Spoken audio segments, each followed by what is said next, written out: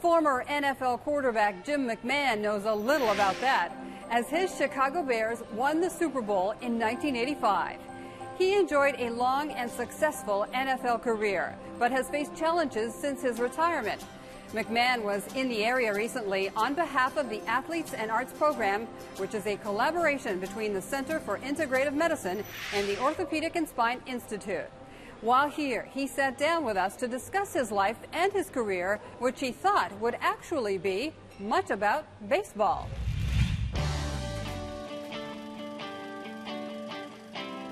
Jim McMahon was born in Jersey City, New Jersey, but at a young age, his family moved across the country to San Jose, California. Baseball was his first love, but it was football that earned him a scholarship at BYU. I always loved baseball. I always wanted to play baseball. The reason I chose BYU is because they said I could play both. I played about 10 games, I think, my freshman year. I have to play baseball and then run down that big hill, change uniform, then to go to football practice for 3 hours. I'd play a game of a doubleheader. I was playing in the outfield and throwing the ball from the outfield and throwing the ball from the pockets, two totally different things. So I made the decision to stick with football because that was my scholarship. It worked out okay. As a favorite in the Chicago community, having won a Super Bowl with the Bears, he got to know Yankees manager Joe Girardi, while the Yankees skipper was a member of the Cubs. When we were in Chicago together, we actually did a readathon, and Joe and I were kind of like the coaches for this readathon. So got to spend a little time with him. Great guy, and wish him a lot of luck.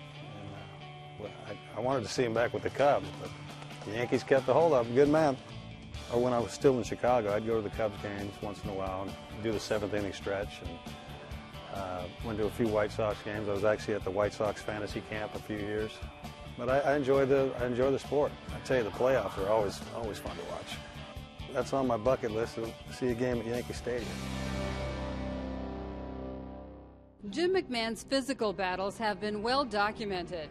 Last September, he told Sports Illustrated that he had been diagnosed with early onset dementia as a result of 3 diagnosed concussions suffered while playing football during his 15-year professional career. These symptoms really didn't manifest themselves badly until about 5 or 6 years ago. That's when I really started noticing that I couldn't remember anything. You know, I'd walk into a room and forget why I went in there. Then the pain started, and that's when it really got bad. That's when I was concerned. And literally for months at a time, I'd lay in the bed. He was having chronic recurring headaches and neck pain. He had stated that he felt like he had 2 ice picks in either side of his brain. Especially when I was on flights, because I travel so much. I'd literally have to squeeze my head for as long as the flight was, because it just felt like it was going to pop.